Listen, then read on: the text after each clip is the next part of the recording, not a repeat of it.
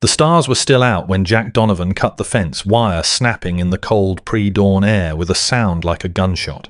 He froze, listening for dogs, for shouts, for the hammer click of rifles being raised. But there was only wind moving through the scrub grass, and the soft lowing of cattle in the darkness beyond. Jack wasn't a good man. He'd established that fact years ago through choices made and bridges burned and a conscience that had learned to sleep through most anything. But he was good at being a bad man, which counted for something in territory where the law was a week's ride away and survival went to whoever was willing to take what they needed. He'd been rustling cattle for 3 years now. Small operations, careful selection, never too many from one ranch. A few head here, a few there, sold to buyers who didn't ask questions and paid in gold that spent the same whether it was earned honest or not. It wasn't glorious work, but it kept him fed and kept him moving, and moving was what mattered when you had the kind of past that followed you like a shadow. Tonight's target was the Circle K Ranch, 500 acres of prime grazing land owned by a man named Keller who ran more cattle than he could properly count. 20 head wouldn't be missed for days, maybe weeks. By then, Jack would be in the next territory, and the cattle would be someone else's problem. He moved through the darkness with practiced silence, cutting out the steers he'd identified earlier. Young, healthy, worth good money. His horse, a roan mare named Devil for her temperament, waited at the tree line. She knew this work as well as he did, knew to stay quiet, knew to move when he moved and stop when he stopped. Jack had just started herding the stolen cattle toward the gap in the fence when he heard it. A sound that didn't belong, that made the hair on the back of his neck stand up. Not dogs, not ranch hands. Voices, thin and distant, carried on the wind from somewhere east of Keller's land. Children's voices, he thought at first, but that didn't make sense. There were no homesteads out that way, nothing but rocky hills and dry creek beds, and territory that the settlers avoided because the Apache claimed it. Apache. Jack's hand went to the pistol at his hip, then stopped. If there were Apache out there, they already knew he was here. You didn't live in Apache territory without learning that they saw everything, heard everything, moved through the landscape like ghosts made flesh. If they wanted him dead, he'd be dead already. But those voices, something about them pulled at him, some quality he couldn't name, not threat, not warning, desperation. Jack stood in the darkness, stolen cattle milling around him, and made a choice that would change everything. He left the cattle where they were and rode toward the voices. He found the Apache camp just as the first grey light touched the eastern sky. It wasn't much of a camp. A dozen brush shelters scattered in a shallow ravine, maybe 40 people total, mostly women, children, and old men. The warriors who should have been there, who would have been hunting and protecting, were conspicuously absent, dead probably, or fled, or scattered by the cavalry patrols that swept through this territory with increasing frequency, pushing the Apache onto smaller and smaller parcels of land, breaking up families, destroying the old ways. The people in this camp were starving. Jack could see it from 50 yards away in the way they moved, slow and careful like every motion cost precious energy. Could see it in the children's distended bellies, in the old woman trying to coax a fire from wood too green to burn properly, in the mother rocking a baby that made no sound because it had learned that crying brought no food. They saw him immediately, of course. Rifles appeared, old ones, probably taken from dead soldiers or traded for at prices that shouldn't exist. But the rifles weren't raised. The Apache watched him with the patient wariness of people who'd learned that white men on horseback usually meant trouble, but sometimes meant opportunity. And telling the difference required waiting to see what happened next. Jack raised his hands, showing them empty. Slowly, carefully, he dismounted and walked forward on foot. An old man emerged from one of the shelters, thin as stripped wire, but with eyes that missed nothing. He spoke in Apache, words that meant nothing to Jack, but tone that meant everything. English? Jack asked. The old man paused, then nodded once. Some. Little. His voice was rough, like it didn't get used much anymore. I'm not here to hurt anyone, Jack said. Just passing through.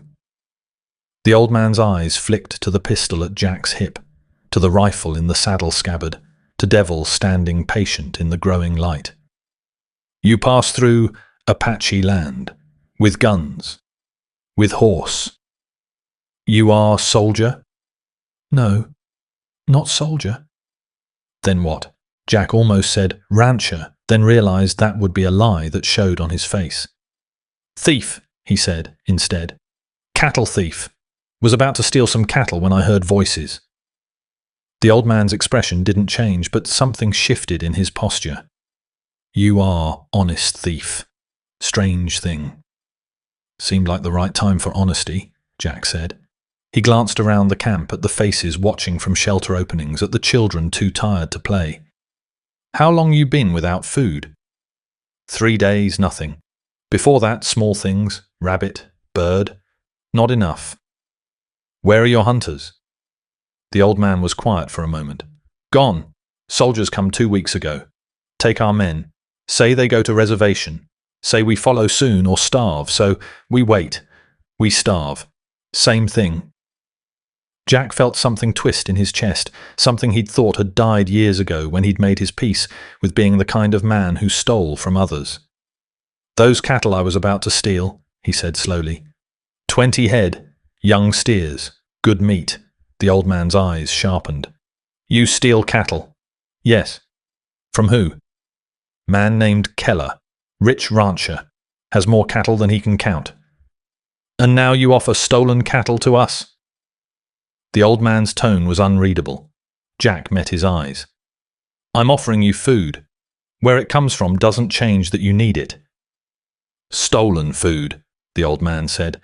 But there was something in his voice now, something that might have been hope, or might have been calculation, or might have been the simple arithmetic of survival that said beggars couldn't afford philosophy. Better than no food, Jack said. The old man turned and spoke rapid Apache to the people watching from the shelters. Conversation rippled through the camp, voices low and urgent.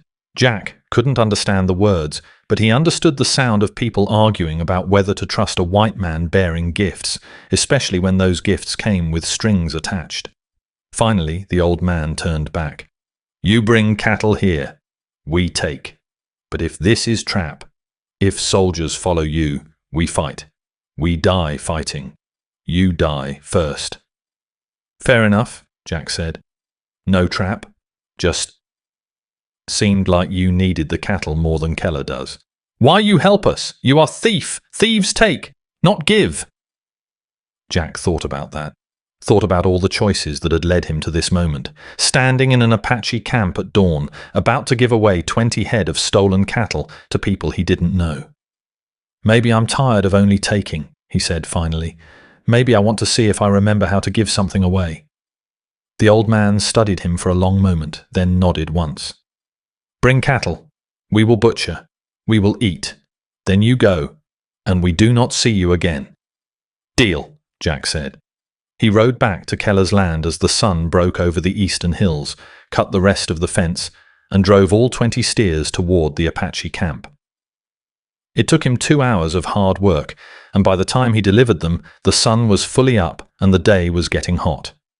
The Apache fell on the cattle with the desperate efficiency of people who knew exactly how much time they had before the situation changed. The old men who could still work started the butchering. The women built fires that would cook the meat and smoke what couldn't be eaten immediately. The children watched with wide eyes, seeing more food in one place than they'd probably seen in weeks. Jack helped with the first steer, showing them how to bleed it properly, how to section the carcass for maximum use. The old man worked beside him, knife moving with practiced skill despite his age. You have done this before, the old man observed. Used to work in a slaughterhouse, Jack said, before I decided stealing was more profitable. Slaughterhouse and cattle thief. The old man made a sound that might have been a laugh. You have interesting life. That's one word for it. They worked in silence for a while, the kind of companionable quiet that came from shared labor toward a common goal. Finally, the old man spoke again. My name is Nantai. I am elder of this group. Our chief is dead. Our warriors are taken. I lead now because someone must lead. Jack Donovan, Jack said. Rustler, thief, and apparently charitable for the first time in my life. Nantai made that sound again, definitely a laugh this time. Charity. Good word. My people will eat today because of your charity. We will remember. Just glad the cattle are going to someone who needs them, Jack said. But even as he said it, he felt the first stirrings of unease. The sun was climbing higher. He'd been here too long. Someone at the Circle K would notice the missing cattle, would find the cut fence, would start tracking, and when they did, the trail would lead straight here, to 20 head of cattle being butchered by starving Apache. To Jack Donovan standing in the middle of it all with blood on his hands and guilt written across his face. Jack finished helping with the butchering, declined the offer of meat for himself, and mounted Devil. I need to go, he said. They'll be tracking these cattle by noon. Nantai nodded. You go. We will be gone before they come. We are good at disappearing. Jack believed him. But as he rode away from the camp, heading west toward territory he didn't know, he couldn't shake the feeling that this wasn't over. He thought that would be the end of it. He was wrong. Jack made it maybe 10 miles before he had to stop. Exhaustion hit him like a physical thing, the adrenaline of the night's work finally draining away and leaving nothing but fatigue so deep his bones ached with it. He found a stand of cottonwoods near a dry creek bed, hobbled Devil, and lay down in the shade with his saddle for a pillow. He'd sleep for a few hours, then keep moving. Put distance between himself and the Circle K, between himself and that Apache camp, between himself and the choice he'd made that morning. By sunset he'd be in the next territory, and by next week this would all be a story he'd tell himself on lonely nights, a moment of weakness that wouldn't happen again. Jack closed his eyes and fell into sleep so deep he didn't dream. He woke to voices, 2 sets of them coming from different directions, growing louder. Jack sat up fast, hand going to his pistol, mind still foggy with sleep, but instinct sharp as ever. The sun was high now, past noon, painting the landscape in harsh white light, and approaching from the east and west like jaws closing on a trap were 2 groups of riders. From the east, a posse. Jack could tell from the way they moved, organized and purposeful, spreading out to cut off escape routes. 6 men on horseback, rifles visible, led by someone wearing a sheriff's star that caught the sunlight. From the west, Apache warriors, at least 100 of them, maybe more. Mounted on horses that moved like they were part of their riders, spread in a line that covered the entire western horizon. They moved in silence, no war cries, no shouts, just the patient advance of men who'd done this before and knew exactly what they were doing.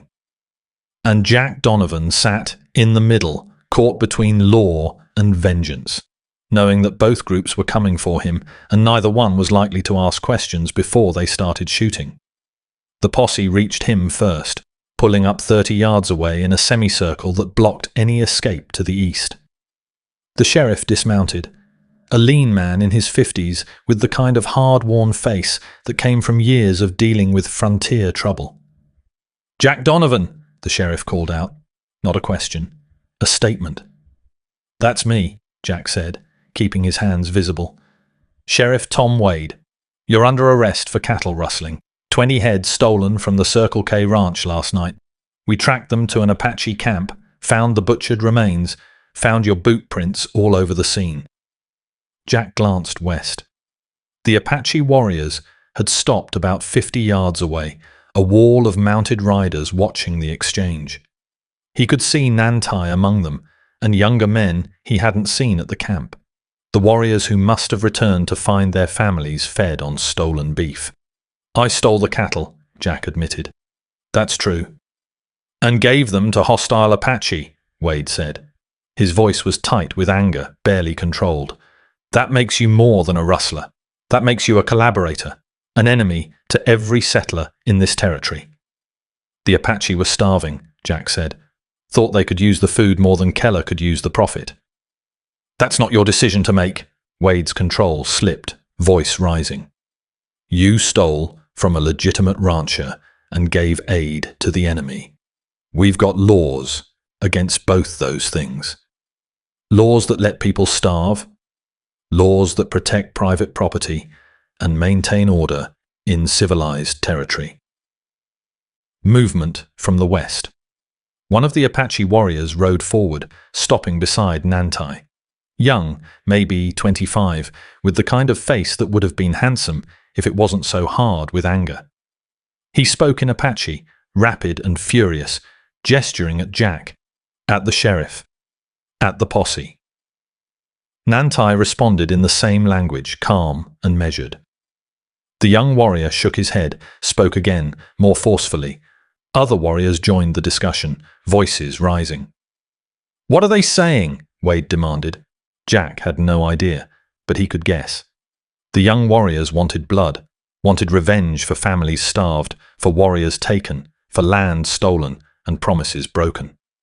And here was Jack Donovan, the white man who'd shown them kindness, about to be arrested and hanged for the crime of feeding the hungry. Nantai rode forward, separating himself from the group of warriors. He stopped halfway between the Apache line and the sheriff's posse and spoke in his rough English. This man helped my people, gave food when we starve. This is good thing, not bad thing. This man is a criminal, Wade said, and he's under my jurisdiction. He is under our protection, Nantai replied. His voice was calm, but there was steel underneath. He showed honor. We show honor back. Wade's hand moved toward his rifle. You're outnumbered, old man. 6 rifles against however many you've got doesn't matter when we're in the right and you're harboring a criminal. Look again, Sheriff, Nantai said. Wade turned, and his face went pale. The Apache line had grown. While they'd been talking, more warriors had appeared on the ridges, emerging from gullies and rock formations, materializing out of the landscape itself. The 100 had become 200. The 200 had become more. They sat on their horses in perfect silence, waiting. Jack felt his mouth go dry. The Apache had sent for reinforcements, had called in warriors from other bands, other camps, all for him, all because he'd given away 20 head of stolen cattle. Jesus Christ, one of the posse muttered. Wade's jaw clenched. You'd start a war over one cattle thief? We would honor a debt, Nantai said. This man helped us when he could have ridden past, when he could have let us starve. He chose different. We choose to protect him. The young warrior who'd been arguing earlier rode up beside Nantai, spoke in English for the first time. You want him, you take him, but you take us first. Wade looked at his 5 deputies, at the 200 Apache warriors, at the impossible mathematics of the situation. Then he looked at Jack.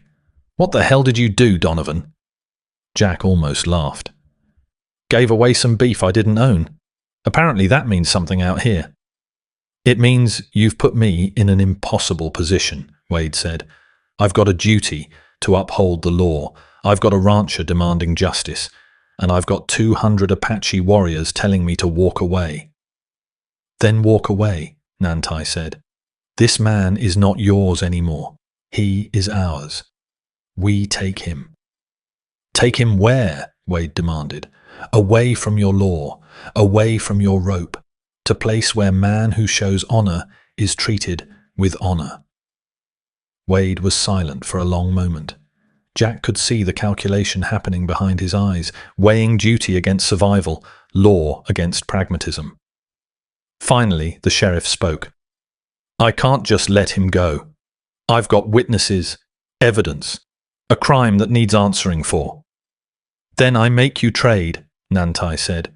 We have taken something from white settlers. Horses. 3 days ago, our young warriors took 20 horses from ranch to the south. We will return these horses.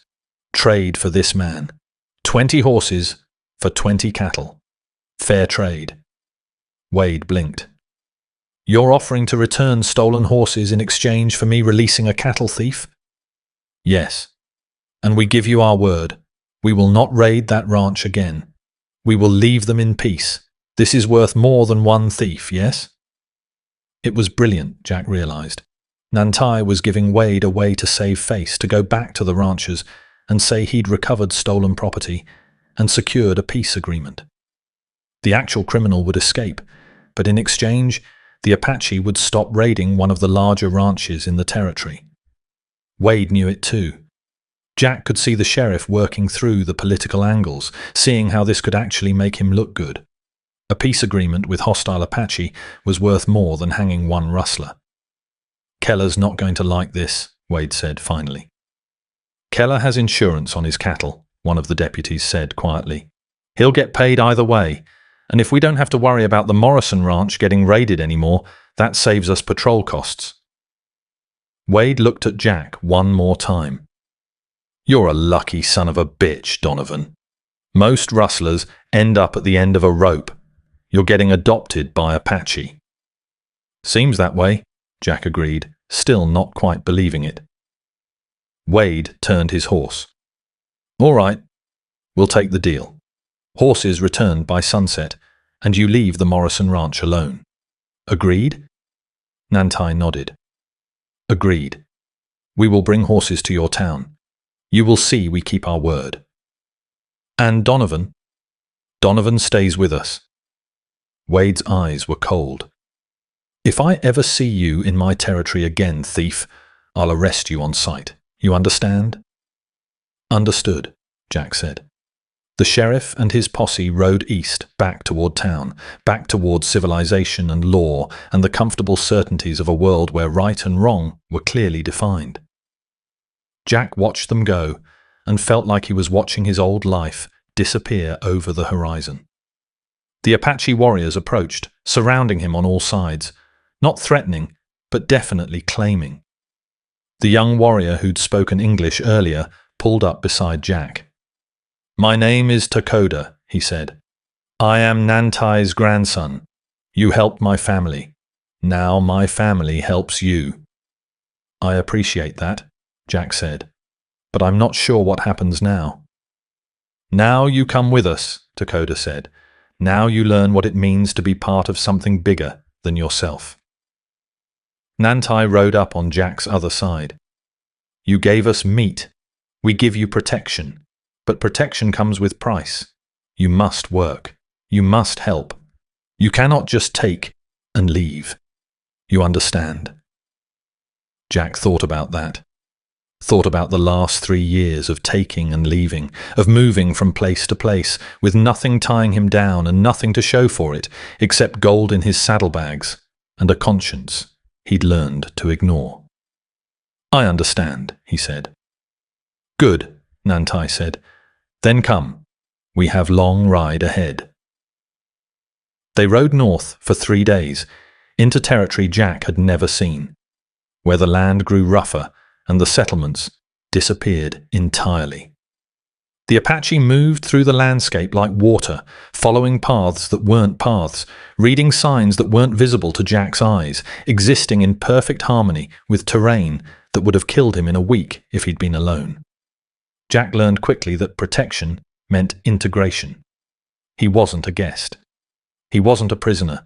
He was something in between, a member of the band by virtue of the debt they felt they owed him, but also on permanent probation, proving every day that he deserved the trust they'd placed in him. He helped set up camps, worked on repairing gear, learned to track game under Takoda's sharp-eyed instruction. The Apache didn't coddle him. If he made a mistake, they corrected him. If he was slow, they made him faster. If he complained, they ignored him until he stopped. But they also fed him, sheltered him, included him in the rhythms of their daily life. The children who'd been starving in that camp were healthy now, running and playing with the boundless energy of young things who'd been given a second chance. The women who'd looked half dead were working, talking, living. The old men had enough strength to tell stories in the evenings, passing down history and wisdom to the next generation. And Jack had done that. His one choice, his one moment of giving instead of taking, had made this possible. 2 weeks into his time with the band, Nantai came to him as the sun set over their latest camp. "Walk with me," the old man said. They walked to the edge of the camp, where the land fell away into a valley painted gold and purple by the dying light. Nantai was quiet for a long time, just looking at the view. Finally, he spoke. "You are different from other white men." Jack almost laughed. "I'm a thief and a rustler. Not sure that's better." "You are honest about what you are," Nantai said. "Other white men, they steal and call it business. They kill and call it progress. They take everything and say they have legal right. At least you know you are thief. At least you do not lie about it. Doesn't make it right." "No, but it makes you teachable." Nantai turned to look at him. "My grandson, Takoda, he wants to kill all white men. He is young, angry. He sees what settlers have done to our people, and he wants revenge." "I understand this. I was young once too. I wanted same thing." "What changed?" "I lived long enough to see that killing does not bring back what is lost, does not restore land, does not bring back the dead."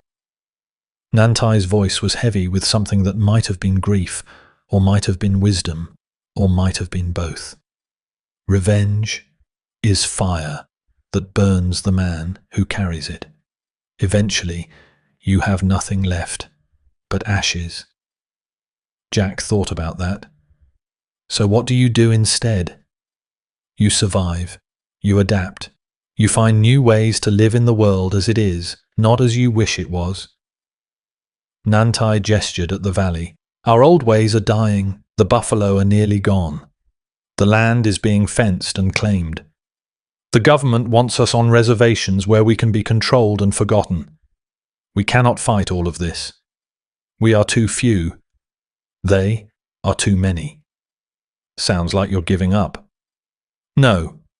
I am choosing which battles to fight and which battles to walk away from." Nantai looked at Jack directly. "You gave us food when we starved. This was small thing to you, maybe. Stolen cattle you would have sold anyway. But to us, it was everything. It was proof that not all white men see us as animals to be cleared away. It was reminder that honor still exists in the world." Jack felt something tight in his chest. "I'm not an honorable man, Nantai. I've done a lot of things I'm not proud of."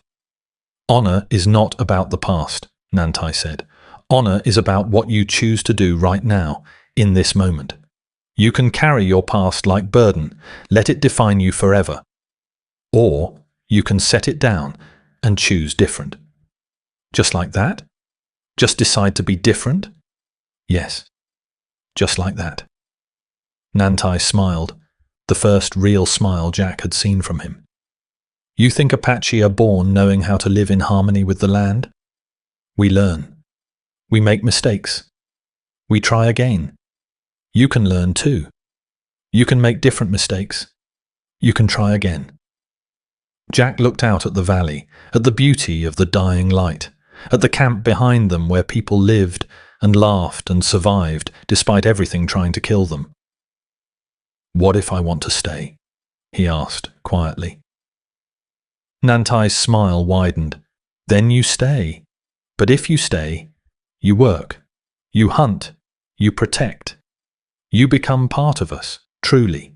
Not just protected thief, but family." "Family," Jack repeated. The word felt strange in his mouth. He hadn't had family in years, hadn't wanted it. Family meant attachment, and attachment meant pain when you inevitably lost them or they lost you. But looking at Nantai, at the weathered face and wise eyes of a man who'd seen everything and survived anyway, Jack felt something shift inside him, some wall he'd built years ago starting to crack. "I'd like that," Jack said, "if you'll have me." "We already have you," Nantai said. The question was whether you would accept having us. Jack.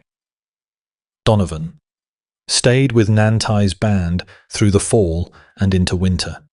He learned to hunt with them, learned their language, learned the stories and songs that carried their history. He was never fully Apache. That was something you were born to, not something you could earn. But he became something close enough, a brother by choice, if not by blood. The young warriors, led by Takoda, were suspicious at first. They tested him constantly, pushing him harder than they pushed each other, looking for the moment he'd quit or betray them or reveal himself to be just another white man who took and never gave. But Jack didn't quit. He worked until his hands bled, hunted until exhaustion dropped him, and slowly, grudgingly, they began to accept him. When winter broke and spring came to the high country, the band held a council. There was talk of moving further north, into territory the government hadn't claimed yet, talk of joining with other bands, building strength through unity, talk of what the future might hold for a people whose past was being erased as fast as surveyors could draw lines on maps. And there was talk of Jack Donovan, the white cattle rustler who'd given away stolen beef and accidentally bought himself a family. Nantai stood before the assembled band and spoke in Apache, then translated for Jack's benefit. This man came to us as thief. He brought us stolen food. By white law, this makes him criminal. By our law, this makes him savior of my grandchildren who would have starved. Nantai paused. He could have ridden past, could have sold the cattle for gold, could have kept moving as he had always done, but he chose different. He chose to give instead of take. And because he chose this, he gave us more than food. He gave us hope that not all white men are the same. The band listened in silence. Jack kept his eyes down, uncomfortable with the attention, with the weight of being held up as an example. I propose that Jack Donovan be given choice, Nantai continued. He can leave, go back to his old life, and we will remember him with gratitude, or he can stay and become one of us fully. Take a place in this band. Take responsibility for our children, our elders, our future. What say you? The discussion that followed was vigorous. Some voices supported the idea, others opposed it, others wanted conditions attached. Takoda spoke longest, his voice carrying across the gathering with the passion of someone who'd seen his family nearly destroyed and wasn't sure he could trust a white man not to do it again. But in the end, the decision was unanimous. Jack could stay, if he wanted, if he agreed to give up his old life completely, if he swore to protect the band as they would protect him. Jack thought about it for maybe 5 seconds. I agree, Nantai smiled. Then it is done. You are no longer just protected man. You are family, and family means you have say in our future. Years later, when people told the story of Jack Donovan, they disagreed about many details. Some said he'd been a ruthless outlaw who'd found redemption among the Apache. Others said he'd been a hero from the start, a Robin Hood figure stealing from the rich to feed the poor. Still others claimed he'd been forced to join the Apache, that it had been self-preservation, not nobility. But everyone agreed on one thing. Jack Donovan had given stolen beef to a starving Apache village. And at sunrise, both the sheriff and 200 warriors had come for him. Not to kill him, not to punish him, but to fight over who had the right to claim him as their own. The sheriff had lost that fight. The warriors had won. And Jack Donovan, cattle rustler and thief, had found something he'd thought was lost forever. A reason to be something more than what he'd been. He never rustled cattle again. Didn't need to. The Apache taught him to hunt, to track, to survive off the land without taking from others. He became useful in ways that mattered, valuable for skills that helped rather than harmed. When settlers moved into the territory and conflicts arose, Jack became a translator, a bridge between two worlds that spoke different languages and saw reality through different lenses. He helped negotiate agreements that kept the peace, helped prevent violence that would have destroyed both sides. He was never fully white again, and never fully Apache, but he existed in the space between, and in that space, he found purpose. The stolen beef had bought him something more valuable than gold, a chance to choose who he wanted to be instead of accepting who he'd been. And Jack Donovan, for the first time in his life, chose to be someone worth the trust that had been placed in him. The sun rose, the days passed, the world turned, and somewhere in the space between law and justice, between taking and giving, between the man he'd been and the man he became, Jack Donovan lived. Not perfectly, not without mistakes, but with honor, with family, with purpose. And in the end, that was enough.